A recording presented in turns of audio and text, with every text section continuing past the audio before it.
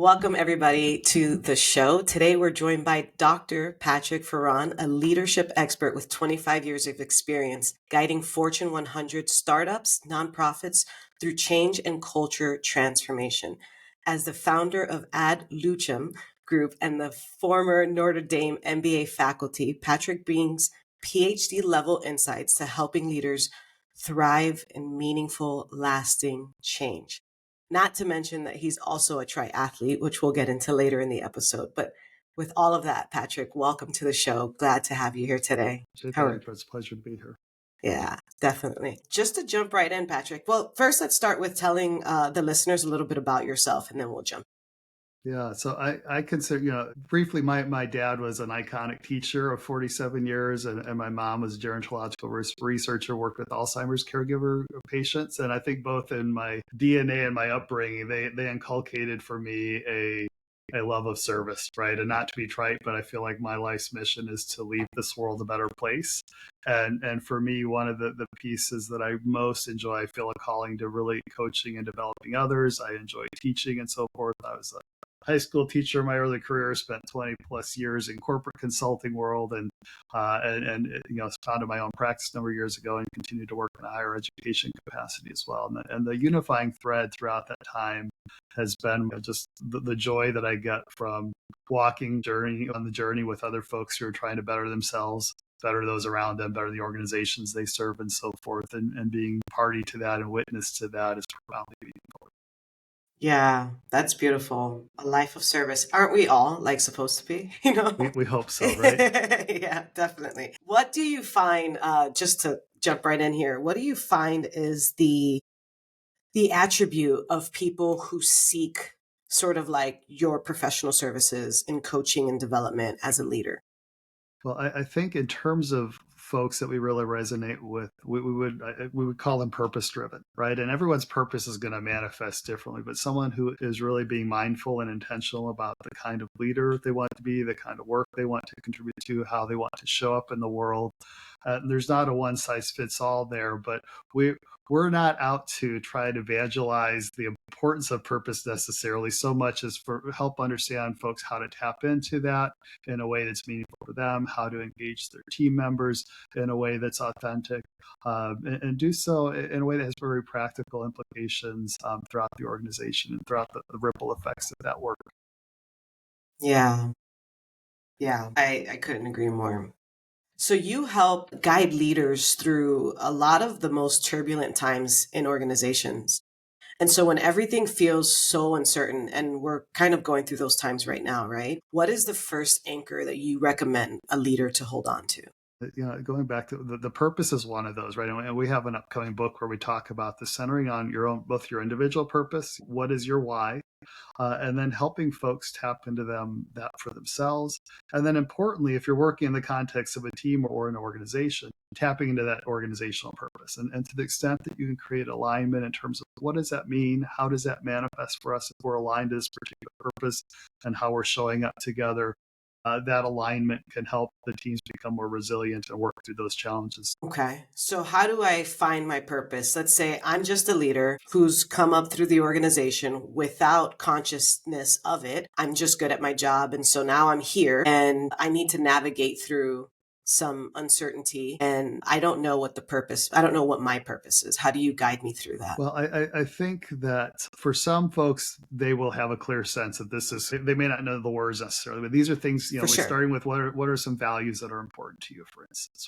What are times in your life and your work where you have found a deep sense of meaning? And what can we derive from that? What do you think that's telling you? Right? If you particularly, in my case, for example, I really enjoy coaching and working with folks. So what kind of insights can I draw from that, for instance?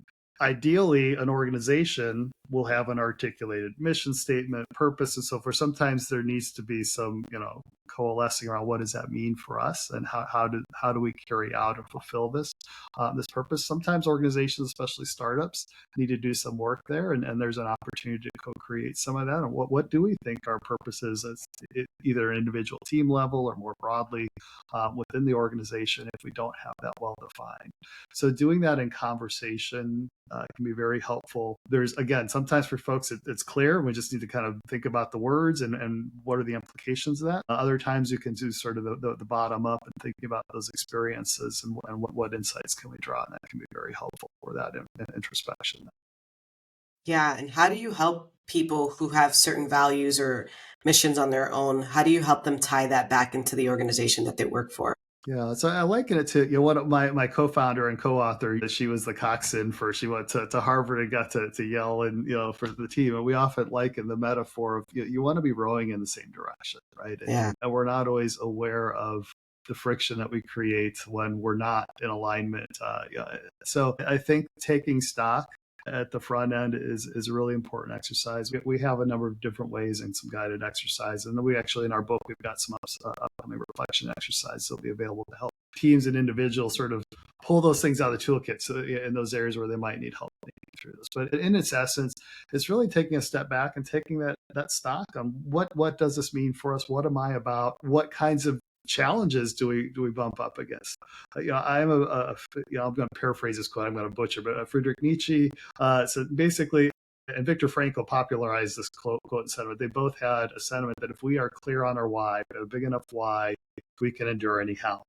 And so Viktor Frankl actually researched Holocaust survivors and so forth, and in his research he found that folks who are really centered on why, what do I have to live for? What's important to me, and why am I doing what I'm doing, and how am I going to get through this? It helps us get through those challenges in those turbulent times. And there's not many more extreme cases that you might find. There was certainly in more benign instances within organizations, there's going to be challenges. In our personal lives, there's going to be challenges. And so if we're really clear with ourselves why we're doing what we're doing, that helps us know this is why I'm getting up this morning. This is why I'm going through this. This is why I have to endure X. And that'll help us work through those. Sure. And sometimes companies have really big mission and vision statements, but if you can find, that small thread of where you contribute, although it's big and audacious, I do agree with you. And if you can find that one small space where you excel or where you can contribute, I think that helps you grow your why as well. Yeah. There's many ways to help fulfill purpose, right? For sure. And that's right. The beauty of it. Yeah. There's many ways to help fulfill purpose. I like that. Very good. What does holistic leadership look like, and what does it mean to you? So for me, I think of a couple things come to mind, and in no particular order necessarily. I find that holistic leaders start. I recently listened to one of your podcasts with Thomas Knoll, and I really resonated with in that so particular good. conversation. He talked about coming with an attitude of curiosity, Mm-hmm. and so I think another way to frame that is having the humility that you don't have all the answers. Yes. Right. And so recognizing that there's something to be said for having confidence and having the ability to, set clear process and sort of guide the ship, so to speak. But some leaders sort of fall into the trap of feeling like they need to be the smartest person in the room. They need to have all the answers, and they carry, sometimes they get explicit messages from the board or, other peers in terms of what their missive is. Sometimes they put that onus on themselves, and they create a challenge for themselves that they don't necessarily need to. That's not a burden they have to carry by themselves. Right. And so I think a holistic leader is one who comes in and recognizes, first of all, it's not my job to have all the answers. Right. And so having some humility around that, having strong opinions and a strong idea, there's held loosely, that can be powerful, right? Yes. So here's a hypothesis I have. Here's something I want to test out. How does that feel? Particularly for new leaders or new in a particular organizational context, one of the very practical things we talk about is thinking about how can you engage your stakeholders in a listening tour, for instance. And so that brings me to one of the other points I think is really important is how do you give voice to those that you're going to work? So a holistic leader is really genuinely interested in what others are. That comes back to the curiosity piece. Thinking about how can you, a big proponent of co-creation as well. And this is not not from a consensus, complete democracy kind of perspective, not this Pollyannish, right? But it can be done in the right context and for the right circumstances. But we often omit that from a process. And what Yeah. happens is people lose agency. And so that comes, I would say, another tenet that comes back to is we want to give respect and trust, agency, and voice to people. So holistic leaders try to practice those and try to create, the conditions that will support those for their team members as well. Not an exhaustive list, but those are some top of mind things that come to my No, mind. that's so good. And let's expand on agency, right? Because I think that I don't think that leaders know that it's almost critical component to people feeling valued, right? So if you remove agency from people, consciously, unconsciously, what are the things in your experience that can happen by almost default? The number one thing I say is that ultimately leads to burnout. If you're in a chronic situation of agency, it's counterintuitive.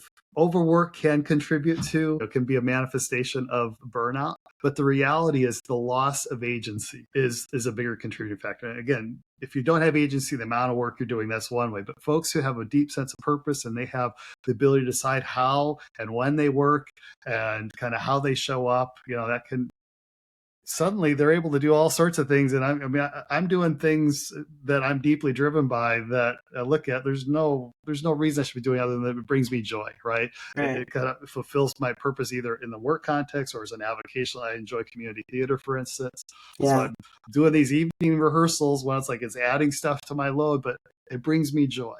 I have Yeah. agency, right? Now, if someone said, you have to go do this, and it's being dictated, and certainly in a work context, that's going to deprive me of my ability to find the joy. And so, that burnout contribution is probably the number one thing that I see there. It's the silent killer, if you will, of engagement. So you'll see folks, if you're in that chronic state where folks have been deprived of agency, there's, all the terms we've seen over the years, the silent quitting and the resignation, whatever label we want to put on it. But that's really, folks start to check out. They don't give their best. Right? Counterintuitively, we're trying to have our teams perform at their best and become high performers. We wonder, why is the team not showing up the way we know what they're capable of? And sometimes it's because we've put an arbitrary return to office policy, for example, on folks, or we've said you've got to work these particular hours, or you can't take time off for that daycare or this or that. And when we ask ourselves what's really behind that, it's often from a place of fear as a leader or as an organization. Presumably we've hired good people, and we want to support them and so forth. But the minute we start stripping them of that agency, we devolve in terms of what they're capable of, how they're feeling, and that folks will get burnout, they'll leave, et cetera. And it's unfortunate, but that's what we tend to see. Yeah. Yeah, I agree 100%. And I tell leaders all the time, when you see a lack of innovation, when you see people not solving the problem, that's because you've been solving their problems for them. They no longer have to think. And until you bring it up and you solve it, we're just going to keep doing the wrong thing over and over again, and it's such a shame because I know people wake up and they want to do the right thing. I think you said something really interesting that I want to pull a thread on. Sure. It's also agency to solve your own problems, Of course. Right? And dive in and so forth. So it's a really powerful and often overlooked area as well. So I'm glad you mentioned that. Yeah.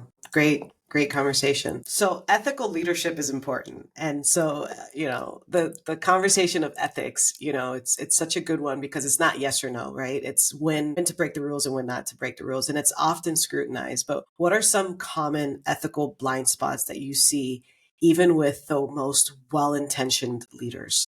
Yeah. Well, first, let me just offer a couple sort of premises, Absolutely. if you will. And I think first of all, we all live on an ethical continuum, and we're making ethical decisions in almost every decision, arguably, that we make in a day. We don't realize it because we've already made, sort of established certain patterns and norms. But the reality is every decision we make to drive, to not, to, what I wear, where my clothes are purchased from, what I eat, et cetera, right? There's all arguably ethical. Some of them become less obvious because we've inculcated to those, right? As we have within the context of an organization, I'm a big fan of Mary Gentile is a professor emeritus from UVA Darden, and she developed a curriculum called Giving Voice to Values. It's a very powerful framework, and one of her central tenets is that, right, the presumption is not that we need to teach people what's the right or wrong or the answer, because that implies a binary. The reality is often there's so many complexities in a given situation. So it comes back to having respect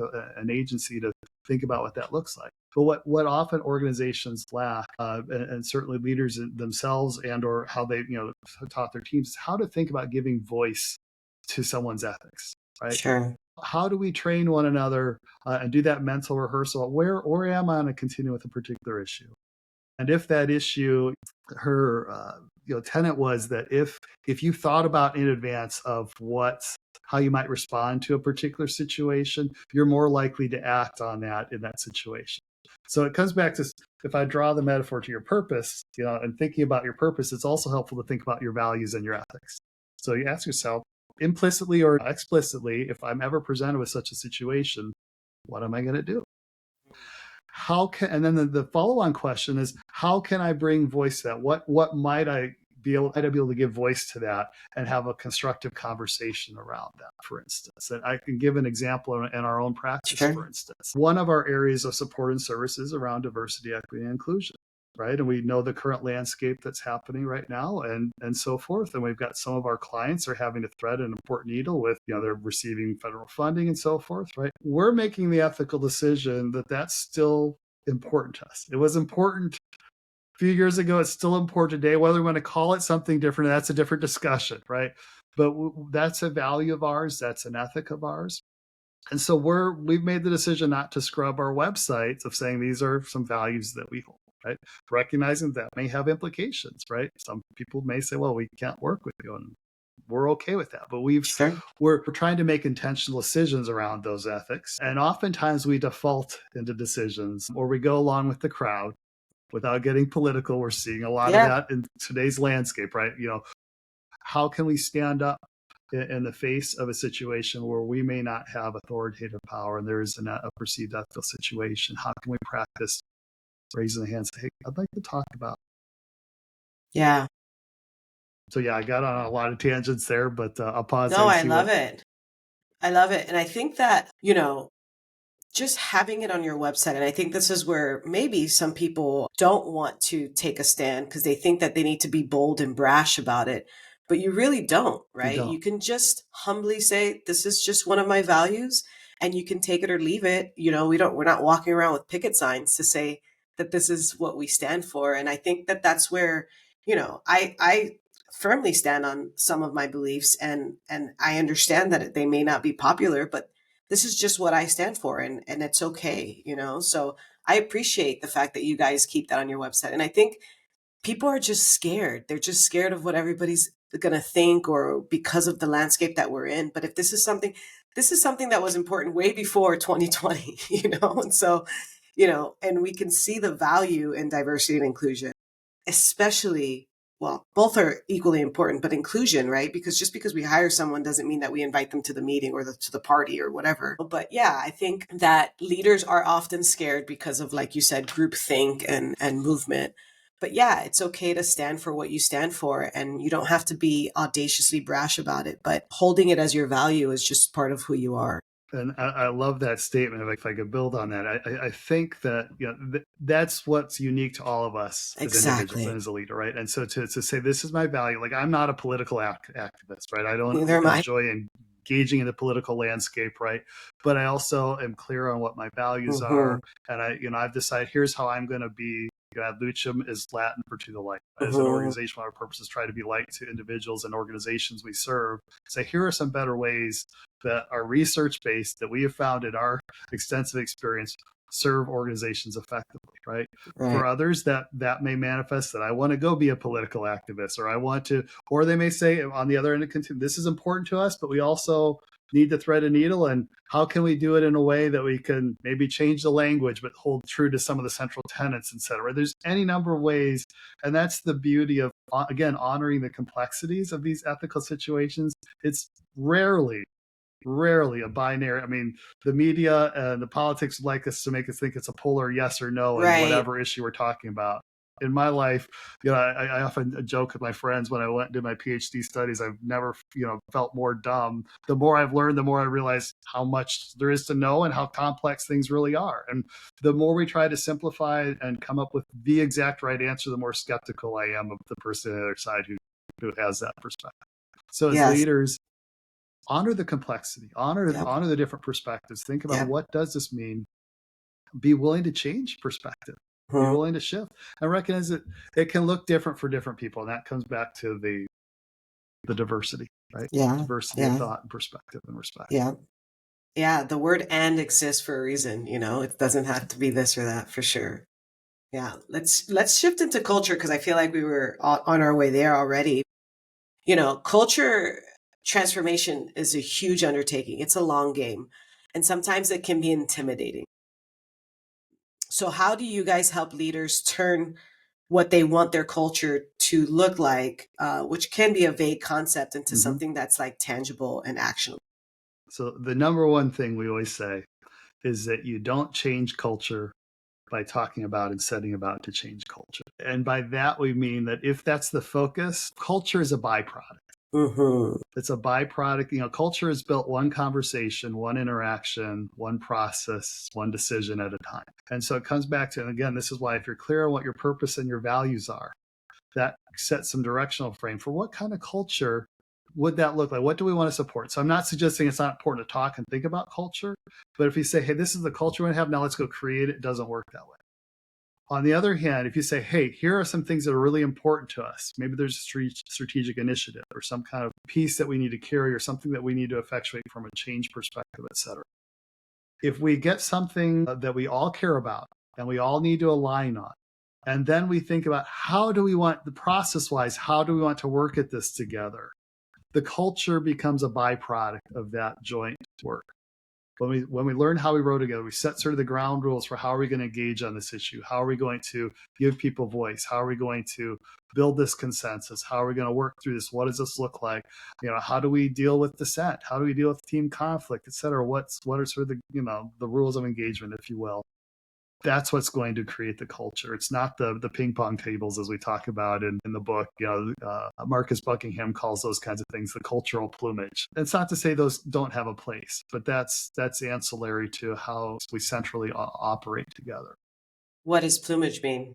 So it's the peacock like feathers. A distraction. Sure. It's the peacock. We can put these things up and call it. These are our culture, right? We're a best place to work because we have all these wonderful things, but yet we backstab one another and have the meetings behind the meetings and all this stuff, right? So it's the stuff that we look at to show off to the world, say, hey, we have a great culture. But and one of the other tenets that Buckingham talks about is culture is there's subcultures, and the culture that most of us experience is in the context of our immediate teams that we're in a matrix organization, right? So it comes back to you can have some organizational tenets that you want to create from a cultural perspective, but the reality is people's lived reality is in that team unit with the leaders that they're working with and so forth. So it's really important that the leaders of those teams and units have perspectives that are aligned, that you provide them appropriate developmental support and so forth, because they are the most influential. You've probably heard the saying, people lead managers, they don't lead organizations, right? That's one way that culture will manifest itself. Yeah. And so let's talk about hiring then, because we're hiring for leaders. How do they need to align with perhaps my values, knowing the culture that I would like to create? So what's the core? Because we want them to be different. We want diverse thought, diverse perspective. So what is your advice on how do we make sure we're all aligned? We could have a whole separate conversation, a book on that topic alone. I think a couple tenets that come to mind there is thinking about hiring for values alignment is really important up front, versus what I often see folks do is they hire for the domain and functional experience. And that sort of becomes the primary focus. And the reality is a lot of that can be trained right? I've seen how many ultimate fails. There's a pretty depressing stat out there that suggests, the research has found that about 50% of executive transitions ultimately fail or are deemed a disappointment in the first 18 months. And I've seen time and time again, how many times does an organization go out and do this exhaustive external search, and they bring in a candidate, has all the cultural plumage. It looks good on paper, right? But they're not aligned, right? Where they maybe overlooked the player who, is the incumbent on the team, doesn't have the obvious domain experience around that piece, but they're really well aligned. They know the players, they have the IP and the institutional history, and they've got the trust of across the organization and so forth. But just because they haven't operated yet in that mode, people have a hard time making that leap.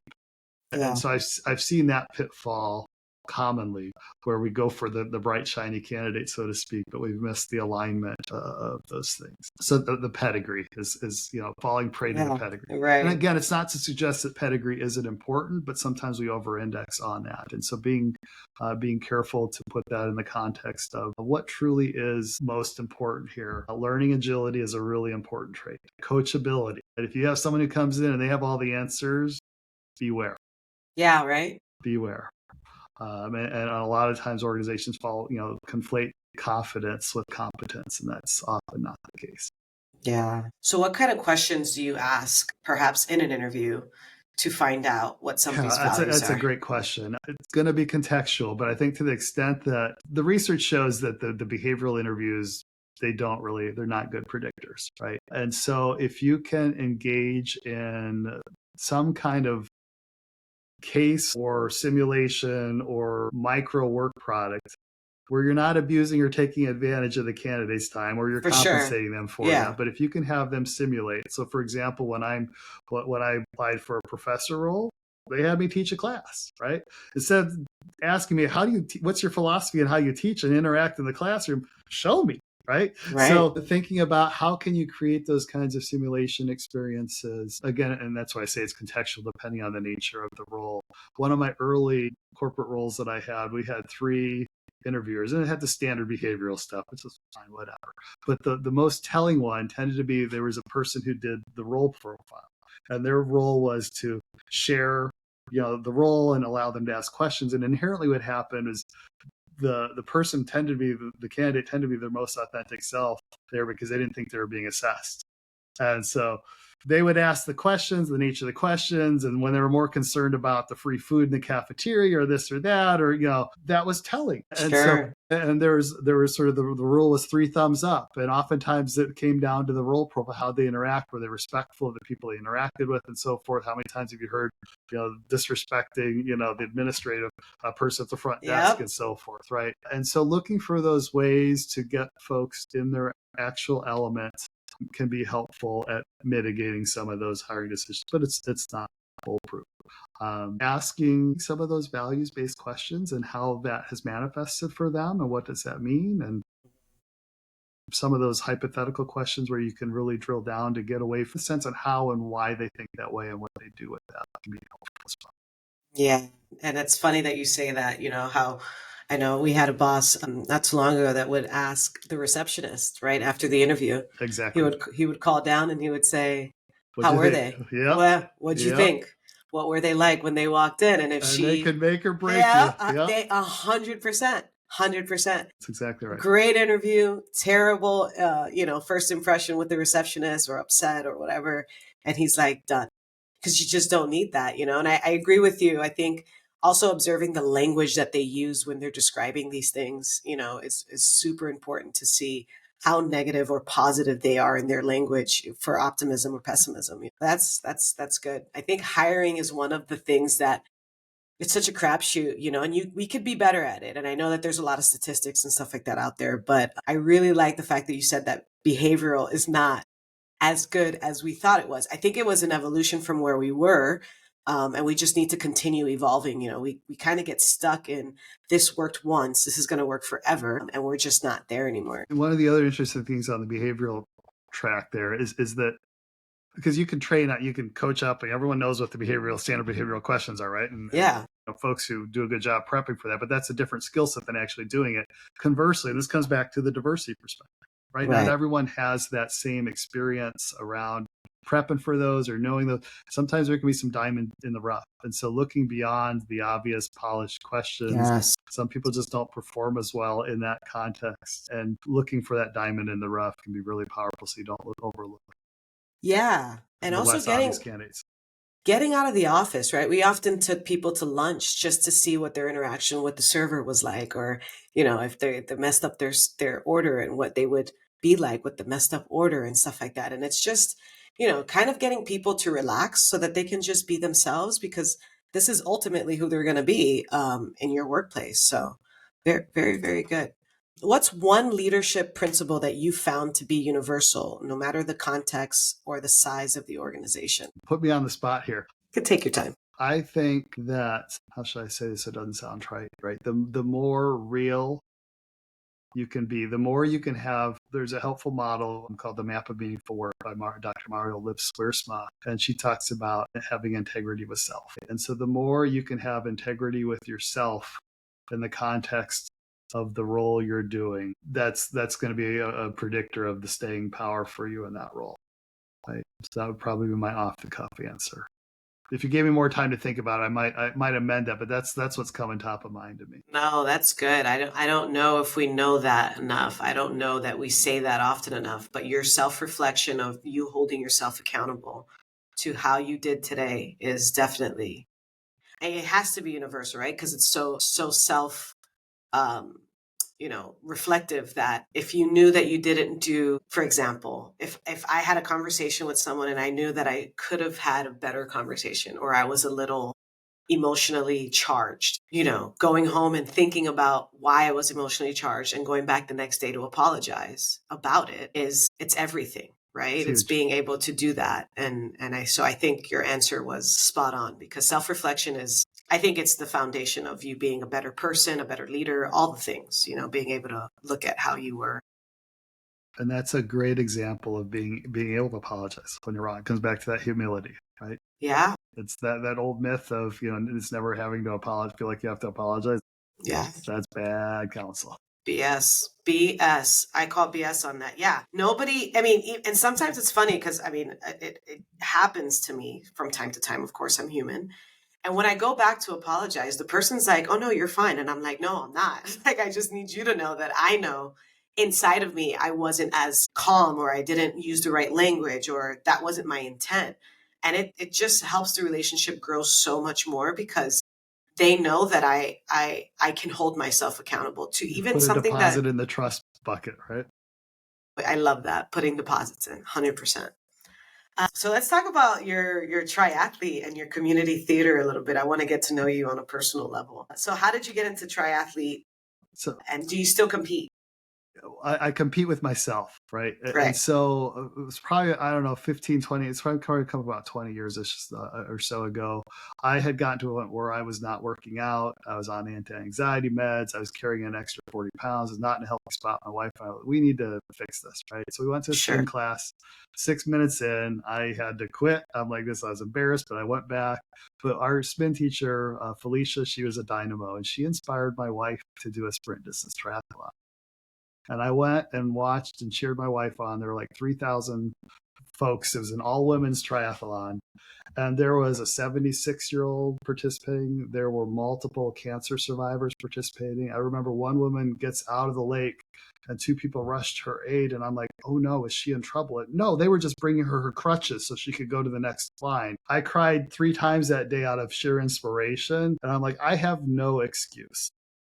And so I got inspired to train for my first triathlon, and that started a whole journey. And I did the sprint. My first one, I talk about this in some of my writing, but my first attempt, I didn't practice enough I didn't practice any open water swimming, panicked and had them pull me out. So it took me 2 years to get the gumption.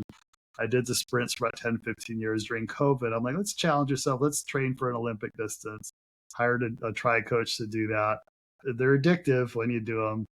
And then eventually I said, let's do a half Ironman. Had a similar experience. I hadn't trained enough with the open water, so I didn't finish the first attempt, but it made me want to go back and do it even more. So I finished a couple of half Ironmans the last two summers. And for me, it's just been, and I'm slow as molasses, right? But It's a personal challenge, and it has so many metaphors for me to life, right? We all have our own, we can pick your own metaphorical triathlons that you want to choose. Something hard. You do the hard things that push yourself to create discipline, to create habit, to show you that you are resilient, you can do things. And it's just become very powerful from a physical health perspective, but just as a metaphor for how I kind of try to lead my life. Yeah, that growth mindset of, I'm not good at this and I'm still going to go at it. You went at it, you practice, you didn't finish, and then you went back. I think that's like that piece of going back. It's obviously it's emotional because, so many people quit right there. I race to complete, not to compete. And one of my friends, he's actually a classmate of my dad's. So he's probably 76 or 78-year-old, and we often see each other in the pool. We compete in the local trial. He said, "All you gotta do, Patrick, is just stick around long enough, and then you'll start placing your age group like I do." Right. So that's my strategy, is to be like Ken. I'm just gonna keep doing it, and eventually I'll start placing. I love that. Yeah, Patrick, what are some of your final thoughts? I will just offer that our book is coming up. Yes. We want to be of service when that's available for any of your listeners. We have a lot of resources in there. Our goal is to get this out to the world and be of service. So if folks want to look us up online, we're very happy to help if you're struggling with anything on their teams, coaching, development, etc. Look us up and feel free to reach out to me on LinkedIn or through our website. And where can they find you on those socials? Our website is adlucemgroup.com, ADLUCEMGROUP. And then my LinkedIn is Patrick Farran, Farran. Mention in the connection request that you heard this podcast here. Otherwise, they'll know you're not a spammer. I'm happy to connect and be a resource in any way that I can. We try to put a lot of content out to the world to be of service to folks. Very, very, very beautiful. And we'll have all those links in the show notes. And one thought you want to leave the listeners with? The world needs you. More than ever now, the world needs you. So figure out if you don't already know, most people probably know at some level, right? And think about, how can I show up in this world and to be who I need to be? Yeah. Thank you, Patrick. I appreciate you. Thank you. Yes. Likewise. Thank you, guys. And that concludes our episode of Leadership from the Heart. Thank you guys for listening. If you like the episode, please like and share and subscribe. We'll see you guys next time on another episode.